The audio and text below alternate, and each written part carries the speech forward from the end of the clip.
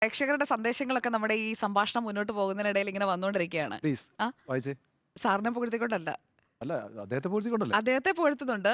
അതുപോലെ അടുത്ത ലൂസിഫർ 2 അതിന്റെ എമ്പുരാന്റെ BGM സെറ്റായോ എന്നൊക്കെ ചോദിക്കുന്നുണ്ട്. എമ്പുരാന്റെ വിജയം സെറ്റ് ആയിക്കൊണ്ടിരിക്കുന്നു. സെറ്റായിക്കൊണ്ടിരിക്കുന്നു. ഇതിൽ ഉള്ളൊരു അഡ്വാൻറ്റേജ് എന്താണെന്ന് വെച്ചാൽ കഴിഞ്ഞ പ്രാവശ്യം 1 ആയതുകൊണ്ട് കുറേ ലിമിറ്റേഷൻസ് ഉണ്ടായിരുന്നു. ആ. ഈ പ്രാവശ്യം കുറച്ചും കൂടി ലിബർട്ടി കിട്ടിയിട്ടുണ്ട്.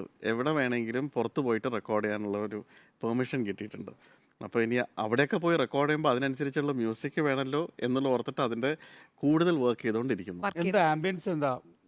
ആംബിയൻസ് എന്ന് പറഞ്ഞാൽ ഓൾ ഓവർ ദ വേൾഡ് ഇവർ പല രാജ്യങ്ങളായിട്ട് ഷൂട്ട് ചെയ്യുന്നുണ്ട്.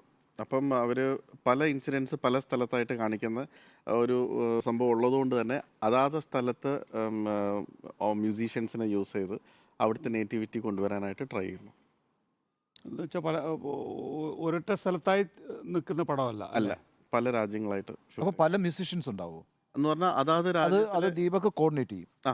ഓ, ശരി. പല ഈ നേറ്റീവ് രാജ്യങ്ങൾ മ്യൂസിക്സ് അവർ ചെയ്യും. ഇല്ല, ആ. കമ്പോസ് ഞാൻ തന്നെ. ചെയ്യണം. പക്ഷെ അവരെ കൊണ്ട് വായിപ്പിക്കാൻ വായിപ്പിക്കാൻ. അതാത് രാജ്യങ്ങളിൽ പോവാണെങ്കിൽ കുറച്ചും കൂടി ഒത്തൻറ്റിക് ആയിട്ട് കിട്ടുമല്ലോ. ഇപ്പം ഇവിടുത്തെ ഒരാൾക്ക് ഒരു അറബിക് ഓത് കൊടുത്തിട്ട് അറബി സ്റ്റൈൽ വായിക്കുന്നു പറയുന്നതിനേക്കാളും നല്ലല്ലേ അത് മിഡിൽ ഈസ്റ്റ് പോയിട്ട് അത് പ്രോപ്പറായിട്ട് വായിക്കുന്ന ഒരാളെ കൊണ്ട് വായിപ്പിക്കുന്നു. അപ്പോൾ ഇൻസ്ട്രുമെന്റ്സ് സിംഗേഴ്സും അങ്ങനെ ആയിരിക്കോ? സിംഗേഴ്സ് വേണമെങ്കിൽ, അതായത് ഇപ്പം പാട്ടുകളുടെ കാര്യങ്ങൾ ഇതുവരെ ആയിട്ടില്ല. ആയിട്ടില്ല.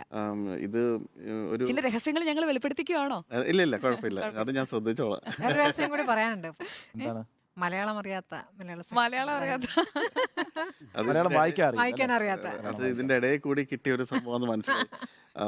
മലയാളം ഇടയ്ക്ക് എനിക്ക് അറിയാമായിരുന്നു, വേറൊന്നുമല്ല, എൻ്റെ പേര് അറിയാമായിരുന്നു, ഇപ്പം അതും മറന്നു. സംഭവം ഞാൻ കോളേജിൽ പഠിക്കുന്ന, ഞാൻ ഈ പുറത്ത് പഠിച്ചതുകൊണ്ട് എനിക്ക് ചൂസ് ചെയ്യാനുള്ള ലാംഗ്വേജ് ഹിന്ദി ആയിരുന്നു. അപ്പം ഞാൻ മലയാളം അവിടുന്ന് പഠിക്കേണ്ട പ്രായത്തിൽ പഠിച്ചില്ല. ഇവിടെ വന്ന ഉടനെ ആകെ എനിക്ക് വീട്ടിൽ കറക്റ്റായിട്ട് എത്തണമെങ്കിൽ തമ്മനം എന്ന് വായിക്കാൻ അറിഞ്ഞാലേ ബസ് കയറാൻ പറ്റുള്ളൂ. അതുകൊണ്ട് കോളേജിൽ പഠിക്കുന്ന സമയത്ത് തമ്മനം മാത്രം പഠിച്ചു വെച്ചു. എവിടെ ഇരുന്നാലും ബസ് നോക്കി തമ്മനമാണോ അത് ഓക്കെ കയറുക. പിന്നെ പടം ചെയ്തു തുടങ്ങിയപ്പം അന്നത്തെ കാലത്ത് മലയാളത്തിലും ഇംഗ്ലീഷിലും സബ് ടൈറ്റിൽസ് ഉണ്ടായിരുന്നില്ല, മലയാളത്തിൽ മാത്രമായിരുന്നു. അപ്പോൾ ഇതിൽ നമ്മളുടെ ആദ്യത്തെ കുറച്ച് കാലം നമ്മുടെ പേര് കാണാനുള്ളൊരു ആഗ്രഹം കൊണ്ട് ഈ പേര് ഞാൻ എഴുതി പഠിച്ചു.